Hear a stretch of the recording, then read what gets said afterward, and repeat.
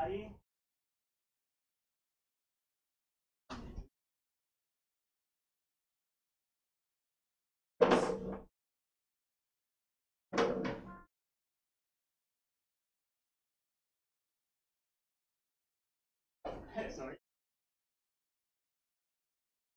Then we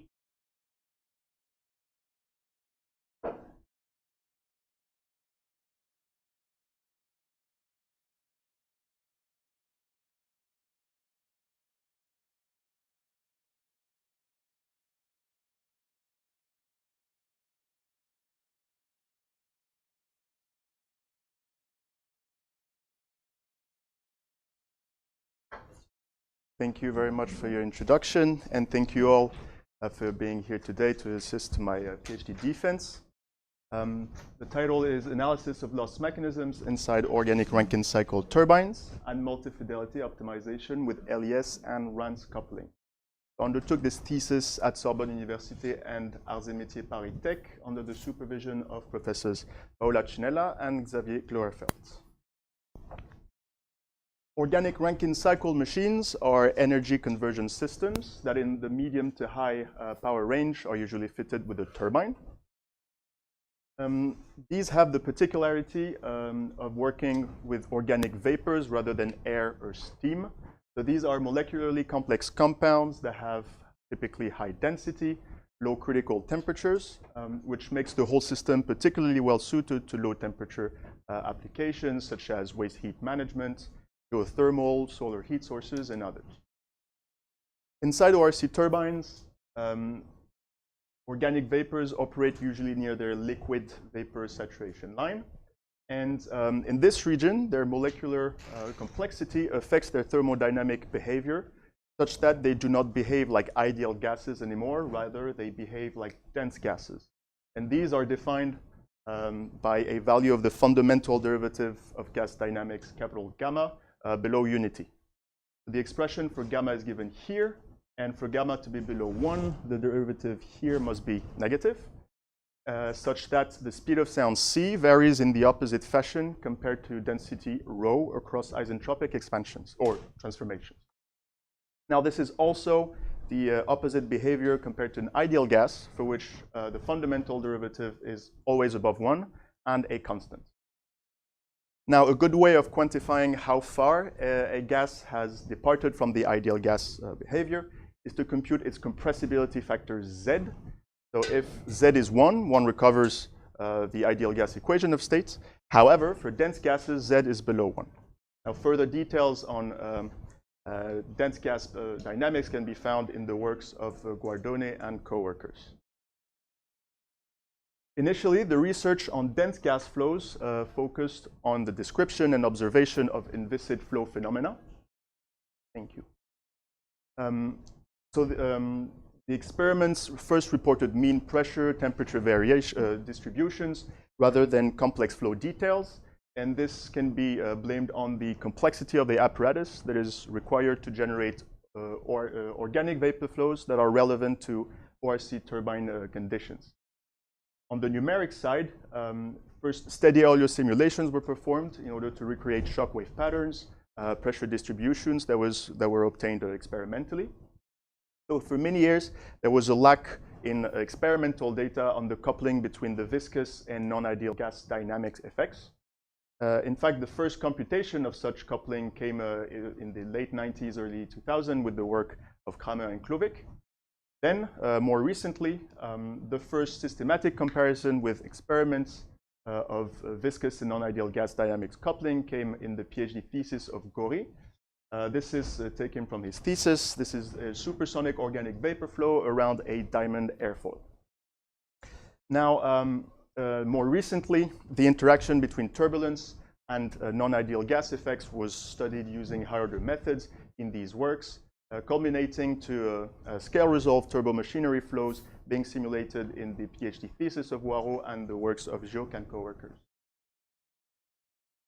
So this is an example of the coupling between non-ideal gas dynamics and viscous flow. So these are results that we published. This is a largely simulation of the organic vapor flow of Novex 649 in transonic conditions around a circular cylinder. The Reynolds number is 200,000. So there are so in this flow, there are shock waves generated inside the wake that also interact on each side of the cylinder with the boundary layers that separate, then generate shear layers which roll up into the unsteady wake. So we first started by computing the flow for several Mach numbers 0.7 to 0.9 with air.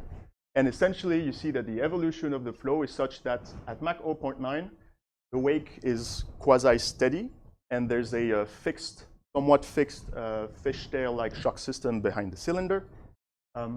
Performing the same computations, again, Mach number 0.7 through 0.9 with an organic vapor Novex 649, for which we estimate the molecular complexity about 74.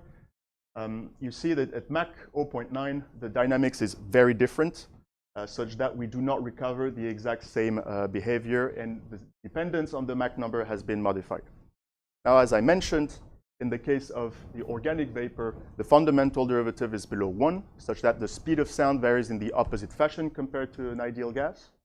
So in air, the speed of sound decreases during the expansion on the cylinder, while in the dense gas, it increases. And because the Mach number is inversely proportional to the speed of sound, this essentially limits the rise in the Mach number, which offsets this entire transition.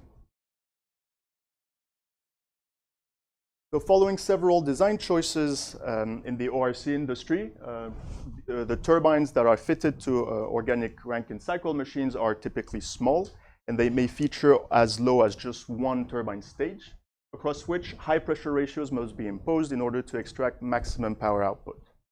Now, along with the high molecular complexity of organic vapors, which reduces their speed of sound, this leads to supersonic flows at the exit of the turbine. Then, as the name implies, dense gases have high density, such that the Reynolds number increases very rapidly on the blades, leading to boundary layers being transitional or fully turbulent. And this gives rise to complex flow phenomena, for instance, boundary layer transition under pressure gradients, shockwave boundary layer interactions, and so on. So these mechanisms generate entropy. They are viewed as loss mechanisms. The subject of loss mechanisms is very broad. It is also common to gas turbines. Here I've summarized some that we will see today. They can be categorized as in the following. First, the profile losses. These are linked to the boundary layers that develop on the blade, and the irreversible mixing that's taking place inside the wake behind the cascade. Then, in the case of realistic configurations where there are walls surrounding the blade, a secondary flow system develops and generates these large horseshoe vortices that feed off of the kinetic energy available in the flow.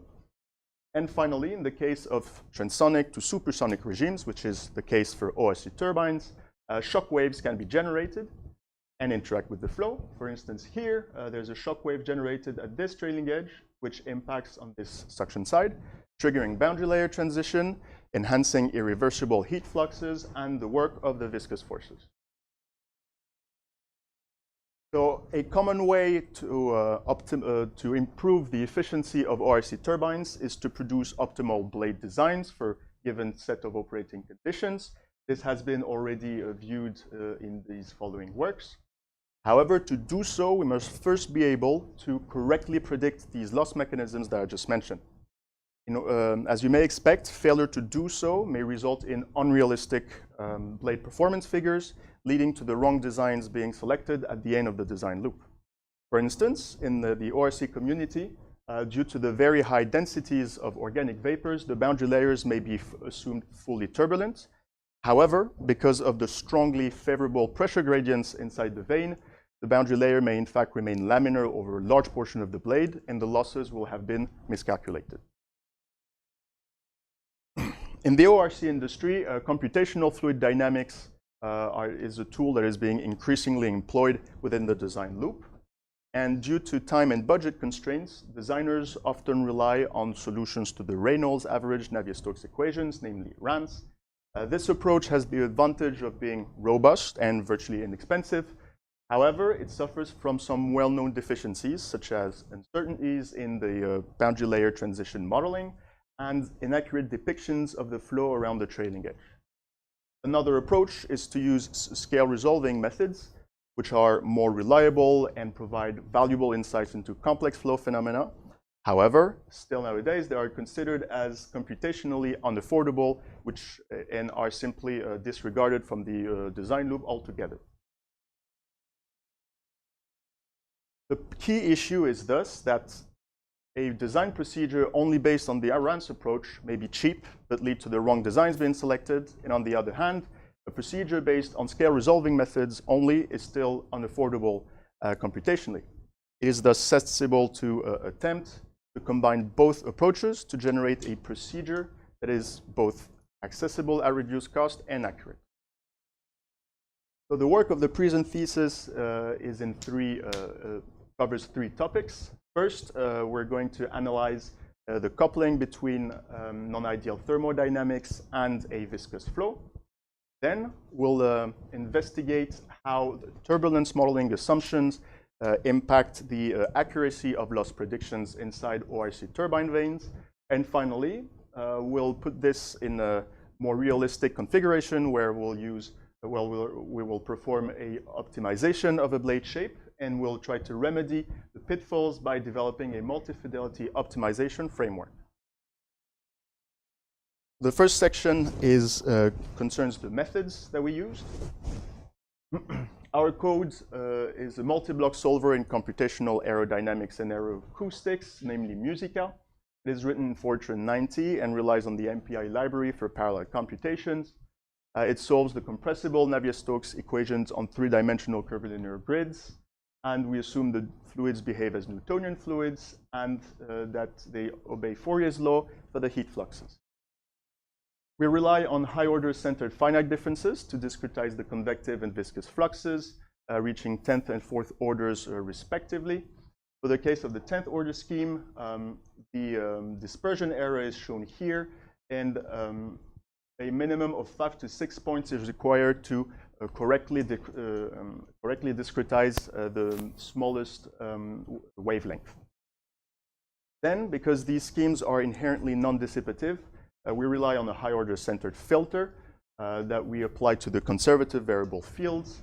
And in the case of flows featuring strong gradients or discontinuities, is also equipped with a shock capturing capability.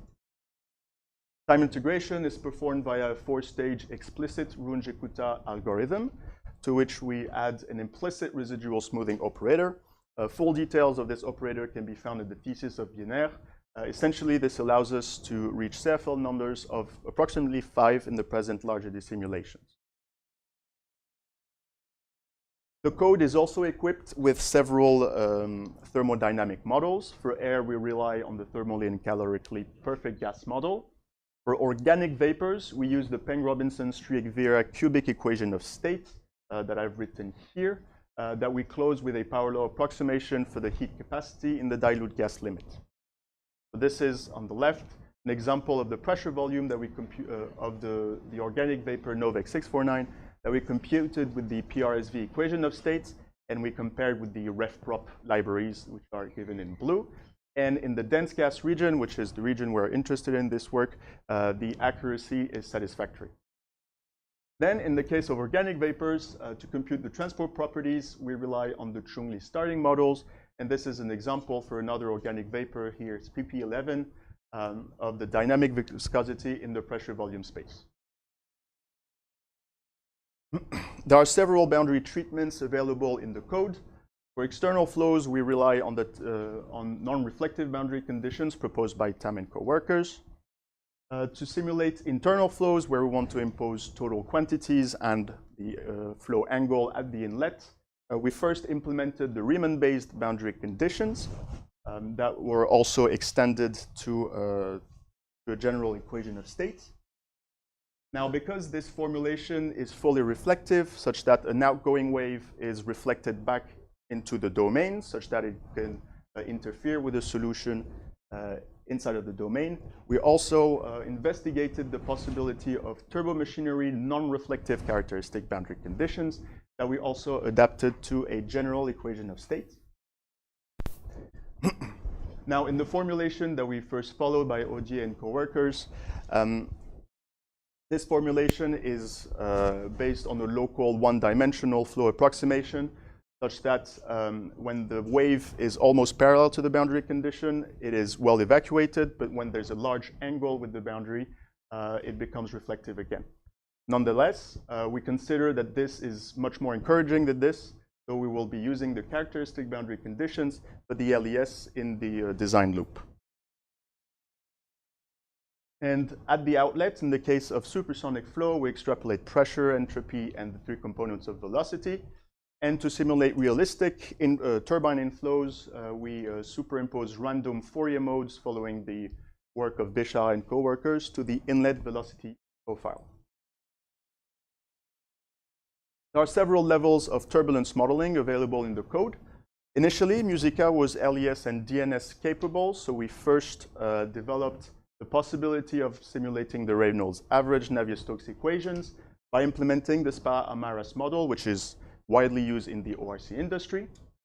We followed a uncoupled Navier-Stokes turbulence model equation approach, and the Spa-Amaras fluxes are discretized with fourth-order schemes. Then, a postdoctoral researcher added the possibility of performing hybrid RANS LES computations, namely delayed detached eddy simulation.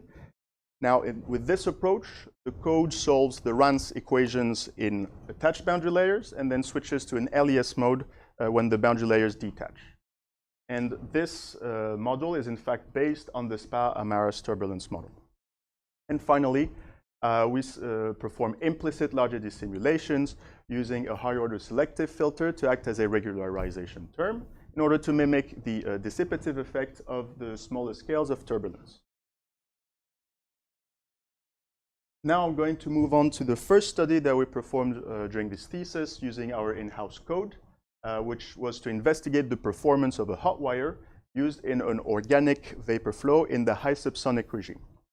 So this stems from the observation that organic vapor flows are hostile environments. They're usually elevated to high pressures, temperatures, mass flow rate. So it is paramount that we verify the applicability of common measurement devices to organic vapor flows, especially in operating conditions relevant to ORC turbines. So a hot wire is a device that is vastly used in the turbulence research community in air. It provides valuable information on turbulent content inside boundary layers or wakes. In the case of an organic vapor, the Reynolds number based on the hot wire can be typically of the order 1000, which is one order of magnitude higher than air, so we expect that the dynamics may be very different. And during this thesis, we also benefited from experimental measurements taken from the Clout wind tunnel that is run at the University of Münster.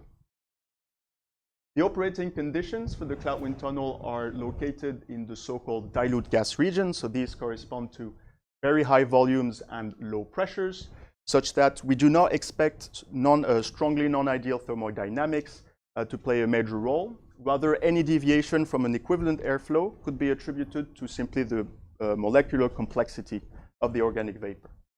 We also investigated numerically only strongly non-ideal conditions because these were not attainable inside the wind tunnel. And I will discuss this in the next slide as well. So this is a snapshot of a large eddy simulation of the flow around the hot wire at Reynolds number about 1000, Mach number 0.7.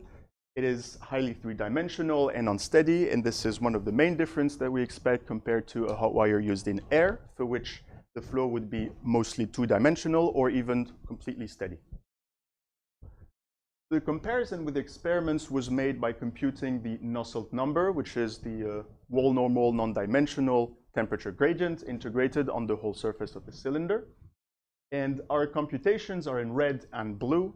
And we did so for several Mach numbers and Reynolds number. And we see that there's a good agreement with the experiments for each Reynolds number and Mach number. Especially, we were able to verify a common assumption that is used in the calibration process of hot wires. That is, that the Nusselt number at a fixed Reynolds number becomes independent of the Mach number. So we were able to verify this and to extend it to organic vapor flows in the high subsonic regime. Then, as I mentioned, we went on to simulate strongly non-ideal conditions. So on the top is the dilute gas regime. Bottom is the strongly non-ideal regime. Mach number 0.7 and Reynolds about 1,000. The main differences lie in the much larger recirculation length behind the cylinder in the strongly non-ideal case compared to the dilute gas. And in a similar manner to what I mentioned in the introduction about the high Reynolds cylinder, in the strongly non-ideal case, the speed of sound increases so fast during the expansion of the cylinder that the shock waves that we observe in the dilute gas regime are essentially suppressed. We then computed the Nusselt number in the strongly non-ideal regime for several Mach numbers, and we were also able to verify that the Nusselt has essentially become independent of the Mach number at a fixed Reynolds number. Now I'm going to move on to the description of loss predictions in ORC supersonic stator vanes using several levels of turbulence modeling. And as I do so, I'm going to illustrate how the underlying modeling assumptions affect the quality of these predictions. First, we simulate an annular cascade designed by Baumgartner and co-workers, which is shown here. This is a schematic. The annular cascade is, in fact, right here. The outlet Mach number is, the target Mach number is 1.45. The Reynolds number is about 1.7 million. And the cascade is functioning with a refrigerant R134A, which is an organic vapor and behaves like a dense gas. Again, in the wind tunnel conditions, the refrigerant was thermodynamic conditions was located in the dilute gas regime. So again, high volumes, low pressure. So that we assume that most of the deviations from an equivalent airflow can be attributed to the molecular complexity of the vapor. To simulate this, we generate a three-dimensional grid surrounding just one vane passage. Initial estimations for wall-resolved large-eddy simulations require approximately 2.5 billion points, which was, according to the budget for this numerical campaign, beyond what we could afford. So for now, we'll just perform RANS and DDES computations. So this is a global view of the flow that we extracted from the DDES. It's an instantaneous snapshot of the Q criterion. I've also indicated here the sidewall. It's the region that sits just behind the blades. I'll be referring to it as we move on. I've highlighted a few regions that I'm now going to describe. So in region A, there's a boundary layer that revolves from the left to the right. And as soon as it approaches the leading edge, it separates, rolls up, and then generates these large horseshoe vortices that also evolve inside the vane. Then in region B, the boundary layer on the pressure side of the blade separates, interacts with the boundary layer on the sidewall, generating the so-called cross-flow region. Further downstream in region C, there's a shock wave that is generated at the trailing edge that impacts on the next blade suction side, interacting with the boundary layer. And finally, region D, there's a high-frequency, three-dimensional wake developing behind the trailing edge, which also interacts with the sidewall boundary layers. So this view gives a clear indication of how complex turbine flows really are, and especially how challenging they are to predict. The first comparisons we did was by computing the mean Q criterion map extracted from the sidewall from both the RANS in red and DDES computations, and we can superimpose these maps. So overall, it appears that all these spots are more or less superimposed, but closer inspection reveals that there are systematic offsets, especially in these horseshoe vortices. The number of vortices inside the crossflow region is also fairly different between two approaches. So this, because this entire secondary flow system is responsible for additional entropy, and as such is considered as a loss mechanism, we do already suspect that, well, these differences will in the end result in large deviations in loss mechanism prediction. Now we can move on to the experiment, the comparison with the experiments. So pressure measurements were extracted along these lines inside the vane. For today, I'm just going to focus on this line here, from which stagnation pressure was recorded. And I'm showing here on the right the experiments, which are the crosses. In blue, I've added a wall model largely simulation from the work of Gioc and co-workers. And in red and black are our present RANS and DDES computations. So first of all, you notice in these two regions, which are in fact the free stream, there are very large deviations, right? And this is fairly surprising. So following a suggestion from the literature, we suspect also that the pitot probe may have been misaligned with the flow, such that the measurement error here and here is in fact very large. But most importantly, if we focus on the section in the center, which is the wake profile, we already noticed that between all three turbulence models, there are fairly large discrepancies. So, and each has its own advantage at pitfalls. So for instance, DDES predicts very well the wake sides compared to the RANS, but then fails at correctly capturing the minimum stagnation pressure compared to the experiments and the wall model largely simulation. Now, because the wake region is a major contributor to turbine losses, we already expect that depending on the turbulence model, the prediction of these loss mechanisms will be heavily impacted. Now, we moved on to a simpler geometry, which is a linear cascade. To do so, we took one profile of the annular cascade and we extruded it in the third direction. We also neglected the sidewall so we can perform a larger dissimulation at reduced cost. This is a global view of the flow that we extracted from the larger dissimulation, and it features several canonical flow phenomena. For instance, near the leading edge, the boundary layer separates. On this suction side, the boundary layer interacts with the shock wave, and then there's a high frequency, three-dimensional wake developing behind the trailing edge. Today, I only have time to focus on the prediction of the boundary layer state on the suction side, given by the three models, so RANS, DDES, and LES. And to do so, I'm going to compute the shape factor, for which high and low values tend to indicate laminar and turbulent flow. And I've also computed the Clauser parameter, which gives the local sign of the pressure gradient. For now, we're going to focus on the curve in blue, which is the prediction from the LES. So according to the shape factor, the boundary layer switches from laminar to turbulent states. What I'm especially interested in is this section here, where the boundary layer has effectively relaminarized. And this was made possible only by the low value of by the strongly favorable pressure gradient, such that the boundary layer has stabilized and relaminarized. In this way, the assumption of fully turbulent boundary layer that is often made in the ORC community is invalidated, at least in these conditions, especially the two other models, so RANS and DDES, that do build on this assumption completely miss out on most of the physics, and this is likely to result in largely overestimated losses due to the fully turbulent boundary layers. So far, we have described cases where the incoming flow is mostly calm and devoid of any fluctuation.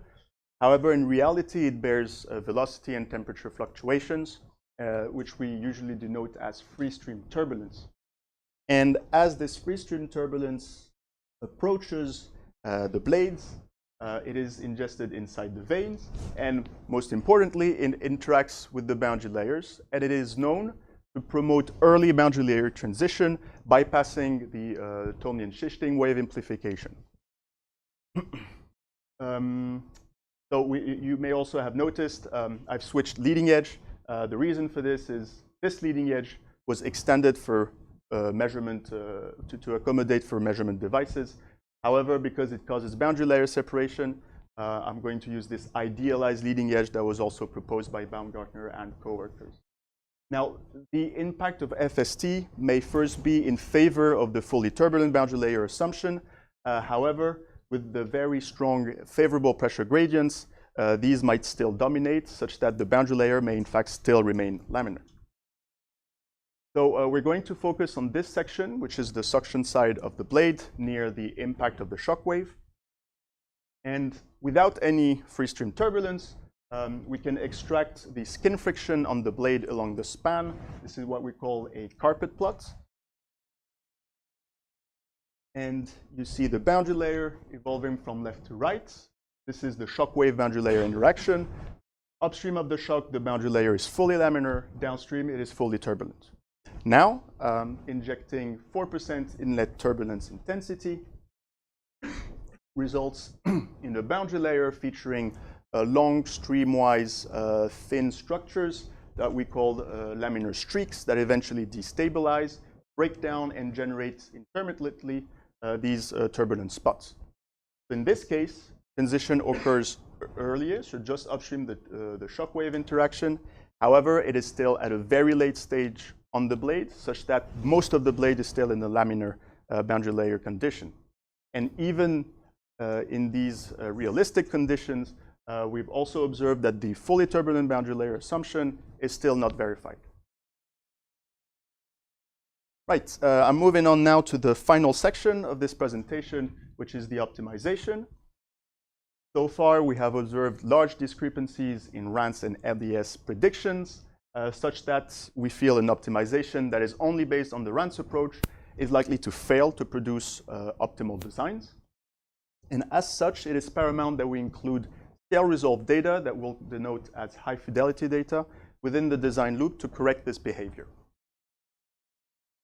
There are several ways of using scale-resolved data. First, an optimization procedure that uses computations of many designs with LES is unfeasible due to the prohibitive cost of LES. So the idea is to build a surrogate to model the response of the larger dissimulation. However, because the number of LES samples may still be insufficient to correctly train the surrogate, we still use the RANS approach as a low-fidelity function to explore the design space at a reduced cost. And then we'll correct these predictions with the few LES samples that we have. So to do so, we're going to build a multi-fidelity surrogate that is both trained on LES and RANS samples. So this is the optimization problem. On the left is the blade shape we want to optimize. It is functioning at these operating conditions. So Reynolds about 1.35 million. Mach number at the outlets about 170. It's functioning again with the refrigerant R134A. The optimization problem is formulated in this manner. We want to minimize first the increase in entropy across the cascade, which quantifies the additional losses. And on the other hand, we also want to improve the flow uniformity behind the cascade. So this particular point concerns the next blade row, for which the more uniform the incoming flow, the higher the efficiency. In fact, these two objective functions were taken from the work of Persico and co-workers. Now, this optimization problem is under the constraints that any new blade design has at least the cross-sectional area of the original. This is essentially to limit unreasonable blade thinning.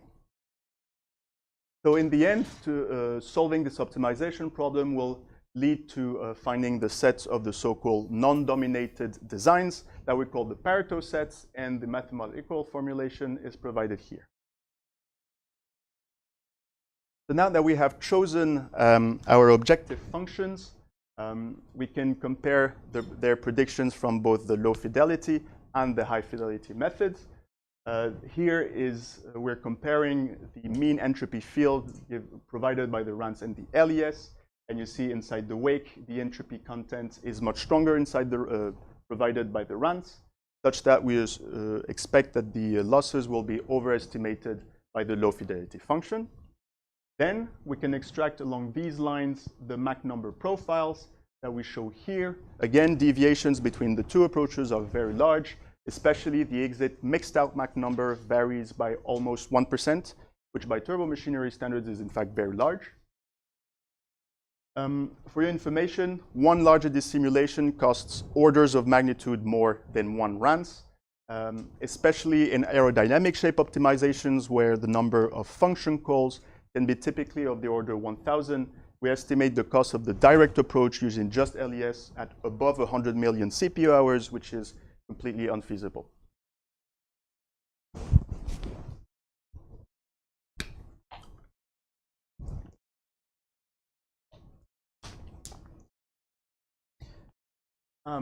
Now I'm going to describe the ingredients that we use to solve these optimization problems, which in fact today are fairly common. To parameterize the blade, we use freeform deformation. This leads us to 8 design parameters. Now, because we really have only a few LES samples, we want to further diminish the overall dimensionality of the optimization problem. To do so, we follow the work of Toll and co-workers, and we perform a singular value decomposition on the database of blade designs in order to only extract 4 design parameters. And as such, we have halved, essentially, the dimensionality of the problem. Then the optimization algorithm is the very well validated non-dominating sort of genetic algorithm, NSGA2, by Deb and co-workers. To generate additional blades, we rely on one-point crossovers and Gaussian gene mutations. To model the response from the RANS and the LES functions, we use the nested co-kriging model on these 2 levels of fidelity in the autoregressive formulation provided by Le Gracier and co-workers. The mean of the kriging predictor is given here. In red are the terms related to the high fidelity, and in blue, the terms related to the low fidelity. So among these terms, 2 of them need modeling. First, the correlation of the high fidelity data, for which we assume a Gaussian kernel, and then this coefficient here, which is an adjustment coefficient, rho, it essentially symbolizes the correlation between the low and the high fidelity data. And for now, we'll model it as a constant, and it can be found using a least squares regression. And finally, the low and high fidelity databases are enriched during the optimization with strategically chosen new samples that we call infills. And for this, we rely on 2 criteria: the lower confidence bound that we compute on each objective function, and the probability of improvement. So the results of the optimization I'm going to describe now. This is the functional space, J1 against J2. I'm showing here the low fidelity database, which are the circles. So these are the RANS samples. And to respect the nested property of the co-kriging model, we pick a few samples, and then we simulate them with LES in order to generate the high fidelity database. So the arrows point from one design being simulated with RANS, the same design being simulated with LES. And although the differences are large, we notice that these vectors are essentially pointing in the same direction, and their norms are roughly the same, such that we have good confidence in the initial guess that we can model the adjustment coefficient, so the correlation between the 2 levels of fidelity, as about a constant. So this is the outcome of the optimization. The black dots are is the LES initial training database. The plus signs are the additional samples that were added during the optimization, and it appears that the infill criteria have functioned well, since these infills are located in the optimal region. And then in green, I'm showing the resulting Pareto fronts from the multi-fidelity surrogate model. I've also included in this dashed line the result of a optimization only using RANS, so no surrogate, no LES, and we'll come back to this a little later. So to validate this Pareto front, we simply pick one design, we simulate it with LES, and the true performance does not lie too far from the actual prediction. Especially, it is very satisfactory in J2, which is the Mach number uniformity behind the cascade. However, there's still an offset in J1, which is the increase in entropy. Still, relative to the very low number of LES and RANS samples available, we'll still consider that These are fairly encouraging results, especially the new design that we simulated is in fact located in the optimal region.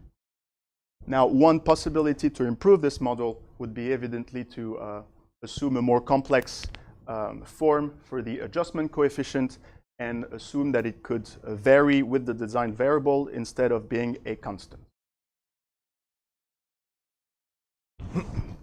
So the difference between these two Pareto fronts, so this is again multi-fidelity kriging, and this is the pure RANS optimization. The main differences cannot be accounted for by a simple scaling. In fact, I'm going to show now that the designs that make up each of these Pareto fronts are very, very different. On the left, I'm showing the flow. I'm just going to focus on the leading edge for today. I'm showing the flow around the baseline design. And then I've selected one of the Pareto optimal designs from the RANS optimization. It features a strongly deformed leading edge, which results in boundary layer separation. Interestingly, this behavior is a common feature of all the Pareto RANS optimal designs, such that the additional entropy generated inside the recirculation region in the RANS appears to have very little effect on the global increase of the losses within the vein. And this is mostly due to the boundary layers being fully turbulent. Now we also found another design that we had performed with LES during the optimization that features the same highly deformed leading edge, which also results in this small boundary layer separation.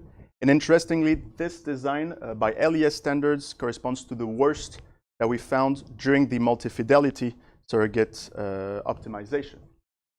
So this is a good example of how the procedure that is only based on the RANS approach has completely been misled by the strong modeling assumptions. Now, to finish this off, I'm going to give good physical reasons as to why this design underperforms by LES standards. And to do so, I'm going to compare its performance to two other designs that we also simulated with LES. First, the baseline, and then the one we call selected. It's the design that we chose to validate the multi-fidelity kriging optimization. And these three designs dominate each other in this order. So best performing is the selected, and the least performing is what we call LE1. It's the one that I just showed with the largely deformed leading edge. I'm going to focus on the impact of this recirculation bubble that I just mentioned. I can compute the dissipation coefficient on the pressure side, which represents the amount of kinetic energy that is being extracted from the flow to generate entropy. I can compute this coefficient on the pressure side of the blade. It is made of two components, one steady and one unsteady. The steady component is simply linked to the mean flow, and the unsteady component is triggered whenever there are scales present within the flow and simply turbulence. So I've compared here the results for the three blades. The unsteady components given by the triangle is triggered only in the case of the highly deformed leading edge. Especially in the leading edge region. This is caused by the boundary layer separation. And then, although it collapses inside the vein, strong history effects that are only well resolved by the scale resolved approach, which is the LES, trigger boundary layer transition just upstream the trailing edge, which in the end worsen the overall performance of the blade. Now, it is clear that this kind of mechanism cannot be well captured by the steady computations that is the RANS. So, to conclude this presentation, we have inspected three different topics. First, we have discussed the impact of non-ideal gas dynamics and molecular complexity on a viscous flow. To do so, we investigated the performance of a hot wire that we used in an organic vapor, for which we also had experimental measurements. We were also able to verify correlations that are vastly used for calibration of these hot wire devices in the high subsonic organic vapor flows, as well as in strongly non-ideal conditions. Then we moved on to the description of organic Rankine cycle turbine loss predictions by several turbulence models. we investigated several configurations. Especially, we found that the assumption of fully turbulent boundary layer is not well validated, even in the case of free stream turbulence being present in the flow. And finally, we applied the conclusions found during this investigation to the optimization of the ORC turbine blade. We showed that the procedure only based on the RANS approach will yield to the erroneous design solutions being selected in the end. We also developed a multi-fidelity optimization framework that yielded encouraging results.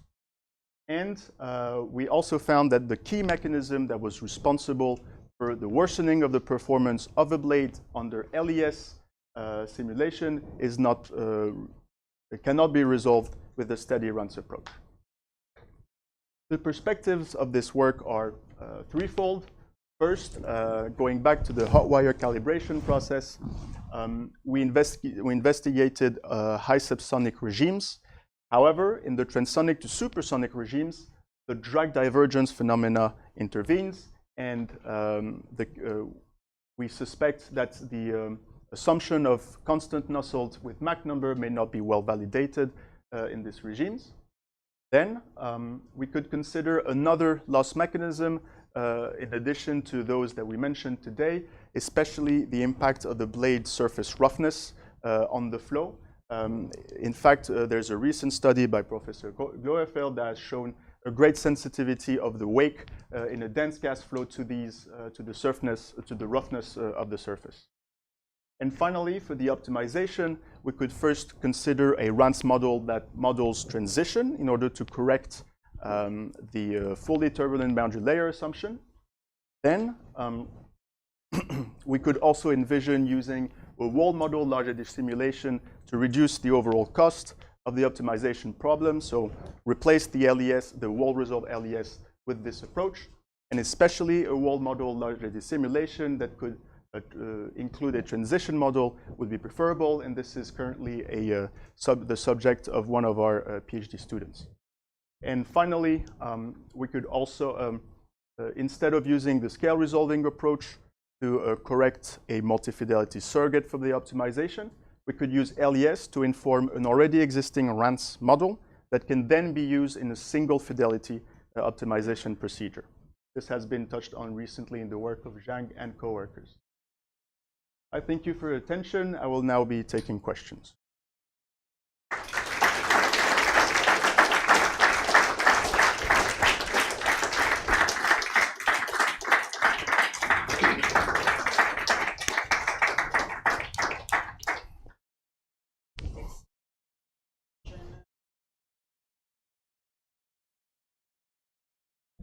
So whether